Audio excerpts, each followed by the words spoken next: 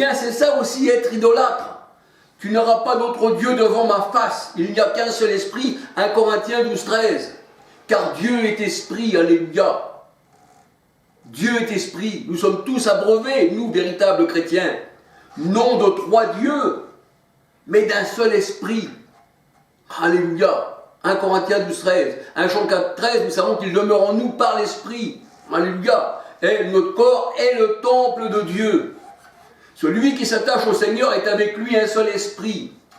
Pas 3 esprits, puisque Dieu est esprit. Or, le Seigneur, c'est l'esprit. 2 Corinthiens 3, 17. Et ceux qui l'adorent, l'adorent en esprit et en vérité. Jean 4, 22, 23, 24. Donc, pourquoi dire qu'il y a 3 dieux? Ça vient du monde. Tu n'auras pas d'autre Dieu devant ma face. Il y en a même qui ont divinisé Marie. Et ils prient Marie. Et ils ont fait des cathédrales pour Marie. Et ils disent qu'ils sont chrétiens. Et tous ces gens-là qui vont dans ces assemblées là, des morts, je vais dire, hein, le Seigneur il ne se tient pas parmi les morts. Pourquoi rechercher parmi les morts celui qui est vivant? Ces gens-là sont tous morts. Recherchez parmi les vivants celui qui est vivant, il vous parlera du vivant. Mais quelqu'un qui est mort, il ne peut pas parler du Seigneur qui est esprit, qui donne la vie. Alléluia. Donc voilà ce que je voulais vous dire. Le chrétien véritable abandonne ses idoles. Parce qu'il a reçu le vrai évangile. 1 Thessaloniciens 1, versets 7, 8, 9. 1 Thessaloniciens 2, 13.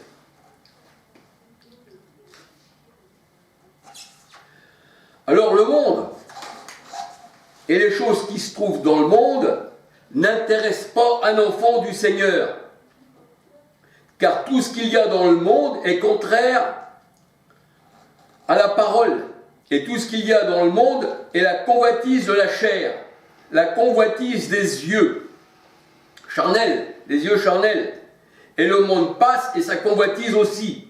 1 Jean 2, versets 15, 16, 17. C'est ce que le Seigneur nous dit, c'est la convoitise des yeux. Les hommes aiment bien voir leurs morceaux de bois, aiment bien voir leur gourou, parce qu'ils pensent que s'ils voient avec les yeux, d'ailleurs ils n'ont même pas la foi, parce que le juste vivra par la foi.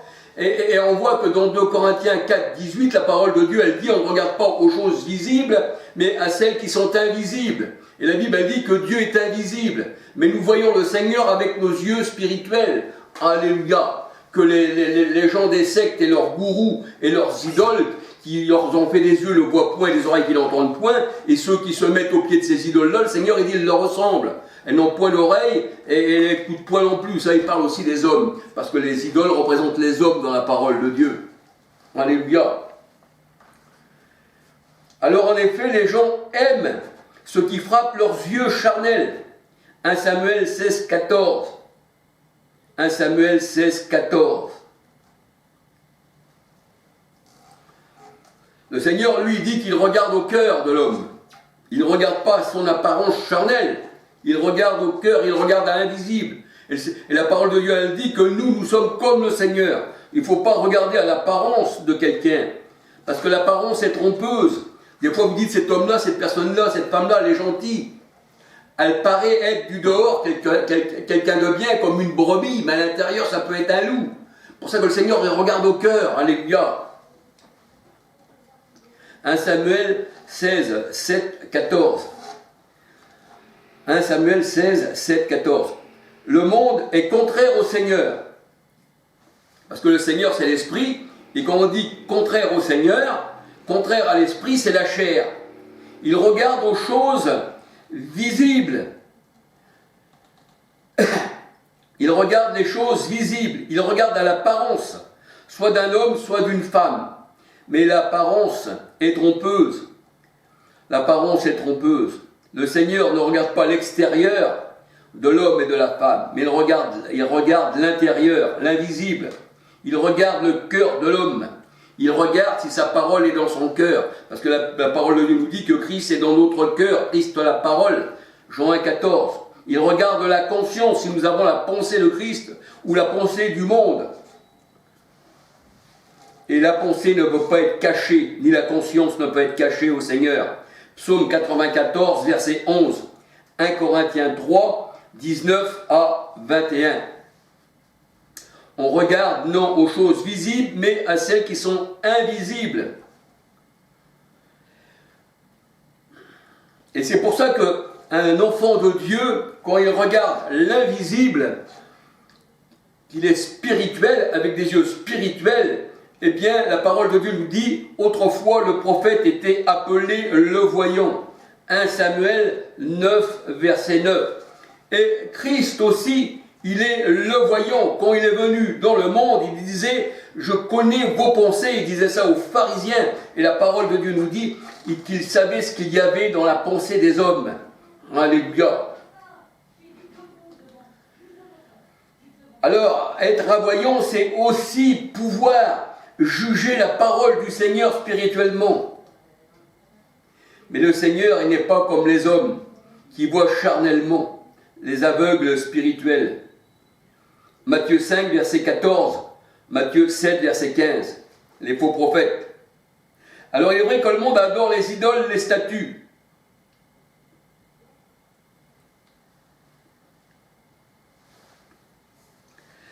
Ils adorent la croix, le chapelet, tout ce qu'ils peuvent toucher. D'ailleurs, la grotte de Lourdes, elle est usée par leurs mains, par les baisers qu'ils donnent à la terre, hein, sur le bord de la... On voit même que les idoles sont baisées, les papes aussi se font baiser les mains, la bague de 2,5 kg, j'exagère, mais c'est pour vous dire, qui est assez grosse sur sa main, eh bien, il se fait embrasser cette bague, bien sûr, des milliers de fois. Alors on parle du coronavirus, que totalement, pour moi, ça a été inventé de toutes pièces pour pouvoir mieux enfermer eh bien, les gens et dominer sur eux. Hein, ou alors peut-être un virus un petit peu plus virulent qu'une petite grippe. On en a fait tout un plat. Alors que nous voyons qu'un jour il faut faire ci, un jour il faut faire ça, un jour le vaccin il ne vaut plus rien, après il faut en refaire un, il faut faire une troisième dose. On voit que tout ça, ça fait partie du monde. C'est pour ça que le Seigneur il dit n'aimez pas ce qu'il y a dans le monde, parce que c'est un monde sans Dieu. Vous étiez sans Dieu autrefois dans le monde. Quand tu fais partie du monde, tu es sans Dieu. Tu vas voter comme ceux du monde, alors qu'un chrétien ne vote pas parce qu'il ne fait pas partie de ce monde. Et la parole de Dieu, elle dit que nous avons déjà un roi qui est Christ, qui est notre roi, et c'est lui qui a voté pour nous, c'est pas nous qui avons voté pour lui. Parce que le Seigneur disait, je vous ai choisi avant que tu sois né. Éphésiens 1, verset 4-5, et Jean 15, verset 16. Donc, quand le Seigneur nous choisit, c'est pas nous qui le choisissons, c'est lui qui nous choisit. Et dans ces cas-là, si nous sommes chrétiens, on ne peut pas se tromper, parce que le Seigneur, il connaît les cœurs avant de les choisir, et il nous a connus avant la fondation du monde. Alléluia. Alors c'est pour ça qu'autrefois on était bien sans Dieu dans le monde.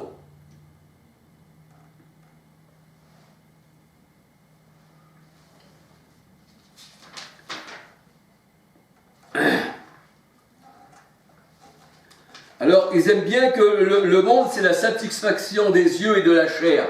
C'est ce que nous dit la parole de Dieu. Hein. La convoitise du monde, c'est la chair et la satisfaction des yeux. Les gens ils disent, oh, quelle belle maison, quelle belle voiture, quel homme bien, quelle belle femme, quels beaux habits. Et l'homme se vante et il essaye d'en avoir un avantage pour satisfaire les yeux du monde. Alors que la plupart du temps, des fois il a pris ça à crédit, ou des fois il l'a volé, et puis quand il rentre chez lui, il mange un morceau de pain sec. Mais il voulait se faire passer dans le monde pour quelque chose de haut. Et quelqu'un qui est haut dans la parole de Dieu, le Seigneur a dit, celui qui s'élève sera abaissé, mais celui qui s'abaisse sera élevé. Alléluia. Ne recherchez pas les choses du monde. Un véritable chrétien et une chrétienne recherchent simplement le royaume des cieux. Et le Seigneur dit, celui qui cherche trouve. Et pourquoi que vous trouverez? Parce que si vous êtes des élus, alors vous trouverez. Parce que le Seigneur, il ouvrira. Alléluia. En fait, le monde a recours aux choses du monde et pense selon leur cœur incirconcis que l'Éternel est semblable à leurs idoles de pierre. Et en agissant ainsi, ils sont rejetés du Seigneur. Parce que le Seigneur est esprit, il n'a rien à voir avec une pierre. 2 Corinthiens, verset 3, 17, Jean 14, verset 6, il est la vérité. Et car dans les idoles, la Bible elle dit, il n'y a pas de souffle, il n'y a pas d'esprit, les idoles sont mortes et sont mensongères. Mensongères. Et le mensonge, dans la parole de Dieu, c'est le diable. Jean 8, 43, 44. Jérémie 10, verset 3, 4, 5, 6, 14, 25. Et le Seigneur dit qu'il faut vous séparer des gens qui adorent les idoles. Séparez-vous de ceux qui adorent les idoles. Osée 4, 14. Tandis que le monde ne veut pas se séparer, si on touche à leurs idoles, eh bien justement, ils vont même vous tuer. C'est ce qui arrive à Lourdes. Ils marchent à côté de leurs idoles en silence, mais il ne faudrait pas que vous fassiez du bruit pour effrayer les idoles. Et quand l'idole vient à prendre feu, hein, comme leur dame catholique qui a pris feu avec leurs idoles, eh bien leurs idoles n'ont même pas pu prendre soin d'eux-mêmes. Si Baal, eh bien, est Dieu qui disait Gédéon, ben il plaidera pour lui-même, parce qu'il avait foutu le feu, eh bien, à une statue d'Astarée. Alors, c'est vrai que ceux qui adorent les idoles, il faut se séparer, dit le Seigneur. Osée 4, 17, 2 Corinthiens 6, versets 14 à 18, Apocalypse 18, 4. Et ceux qui adorent les idoles ressemblent à l'idole. Psaume 115, versets 4 à 10. Pourquoi? Parce que l'idole, on l'a façonnée. Et vous, dans vos religions, eh bien, on vous a façonné aussi. Mais en vous, vous n'avez pas de souffle. Vous ressemblez à vos dirigeants qui n'ont pas non plus de souffle, qui n'ont pas non plus l'esprit et qui ont couru sans que le Seigneur les envoie. Alléluia. C'est pour ça que les faux prophètes ont couru, dit le Seigneur, je ne les ai pas appelés. Donc ils ne sont pas venus avec l'évangile, mais ils sont venus vers vous avec leurs idoles et leurs pensées. Et vous êtes sans Dieu dans le monde, vous êtes païens. Alléluia. L'idole fait tomber dans le péché.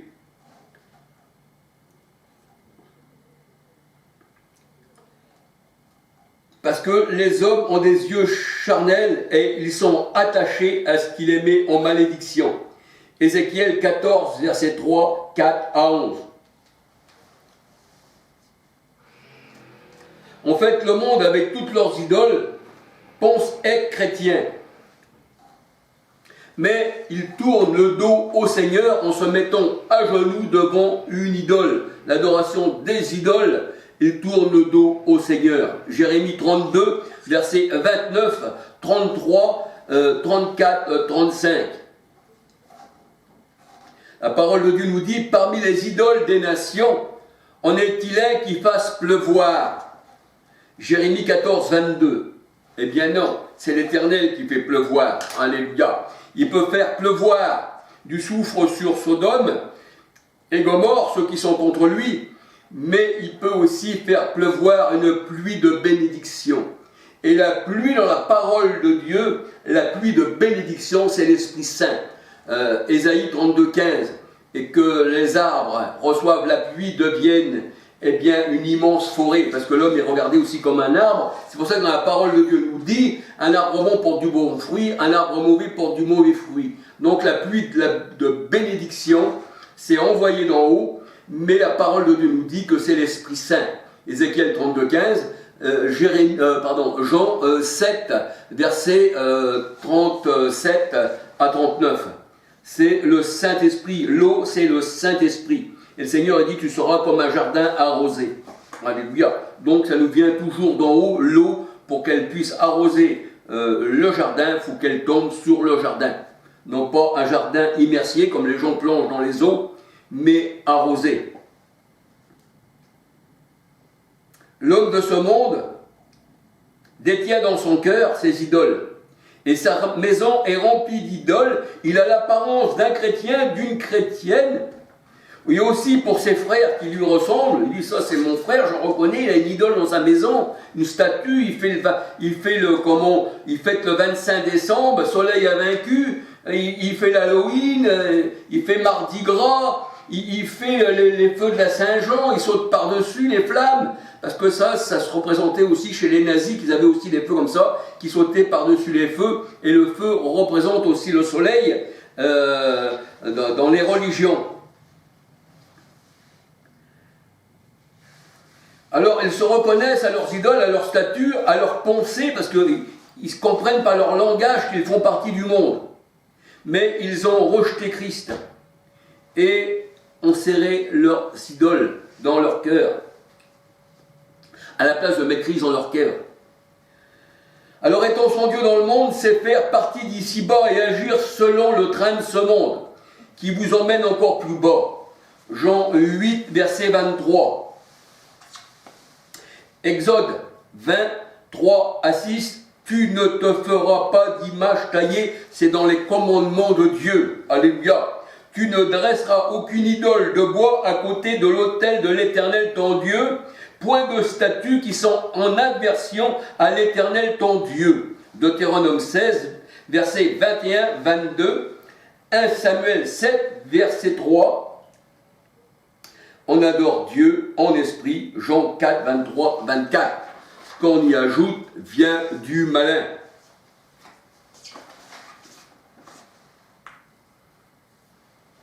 Le monde compare Dieu, qui est esprit, à un morceau de bois, à un morceau de fer, à de l'argent et de l'or.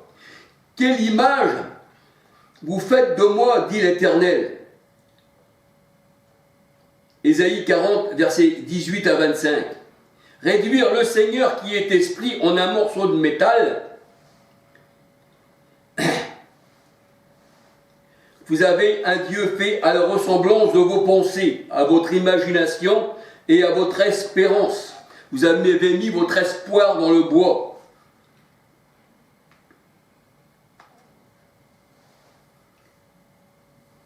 Et la parole de Dieu nous dit qu'un jour ces idoles-là disparaîtront. Ésaïe 2, verset 18. Jérémie 10, verset 11. La parole de Dieu nous dit que la statue, c'est l'œuvre d'un artisan. Jérémie 10, verset 3-4. D'ailleurs, à Lourdes, c'est rempli d'idoles, de statues, tout ça, mais tout ceci est fait dans une chaîne. C'est fait à la chaîne dans les usines. C'est fait à la chaîne dans les usines. C'est-à-dire que vous fabriquez vos dieux dans les usines. Vous faites ça à la chaîne. Tu as beaucoup de dieux, qui dit le Seigneur, pour l'Égypte. Et le monde est considéré comme l'Égypte dans la parole de Dieu.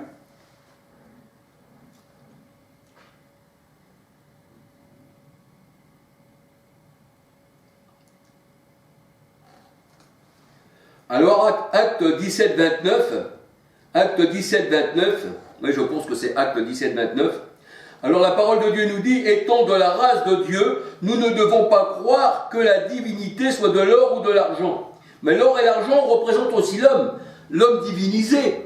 Dans Ézéchiel 22, 18 à 23, et Jérémie 6, verset 18 à 20, il me semble.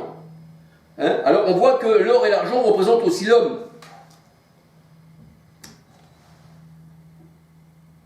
Et il est vrai qu'on reconnaît l'arbre à son fruit, on reconnaît les faux prophètes. Matthieu 7, versets 15 à 20. Les faiseurs d'idoles et ceux qui les adorent font partie des nations et non, du Seigneur. Alléluia. Alors ils adorent les hommes, ils adorent les papes, ils prient les papes, ils prient même les papes qui sont morts, ça adorer les morts aussi, qui n'ont aucun souffle. Ils ont divinisé tous ces gens-là, ils prient Marie, ils prient Saint-Augustin, ils prient un jour, ils vont peut-être même prier les animaux, les chiens, tout ça. Et dans la parole de Dieu, dans Ecclésiaste 3,18, la parole de Dieu nous dit que les animaux, c'est les hommes aussi. Alors tous ceux qui sont décédés, tout ça, ça ne les empêche pas qu'ils se laissent guider par les morts. Alors le Seigneur dit, mais pourquoi cherchez-vous parmi les morts celui qui est vivant ? Ah oui, si le pape il est décédé, et tous ces gens-là c'était des hommes. Jérémie 17,5 nous dit malheur à l'homme qui prend la chair pour appui, qui prend l'homme pour appui. Et là la parole de Dieu elle dit pourquoi cherchez-vous parmi les morts celui qui est vivant ? Luc 24, verset 5. Un mort plaiderait-il en faveur d'un vivant ? Ésaïe 8, 19. Seul Christ le vivant est notre avocat en tant qu'homme. 1 Timothée 2, 5, 6. Hébreux 9, verset 24. Il est toujours vivant pour intercéder pour nous. C'est-à-dire que son sacrifice en tant qu'agneau, eh bien, il est toujours vivant pour plaider. C'est pour ça que la Bible elle dit, quoi que vous fassiez en parole ou en œuvre, faites tout au nom du Seigneur Jésus-Christ. Pas par Marie, pas pour créer un pape, tout au nom du Seigneur Jésus-Christ. Il dit, je suis le chemin qui mène à la bergerie. Jean 14, 6. Je suis la porte des brebis.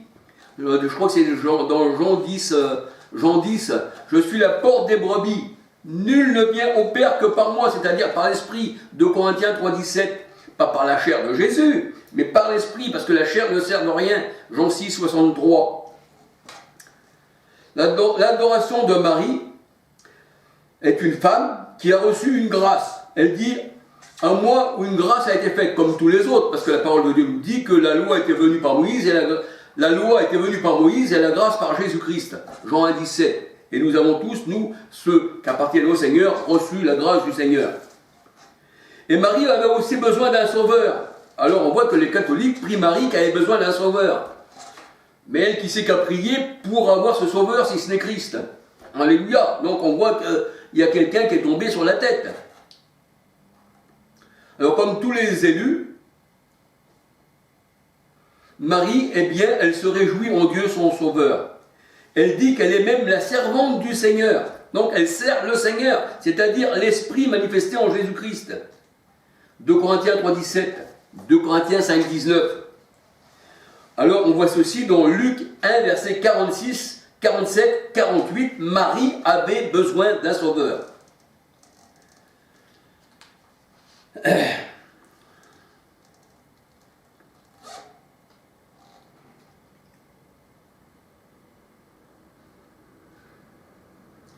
C'est en Dieu qu'on doit mettre notre espérance.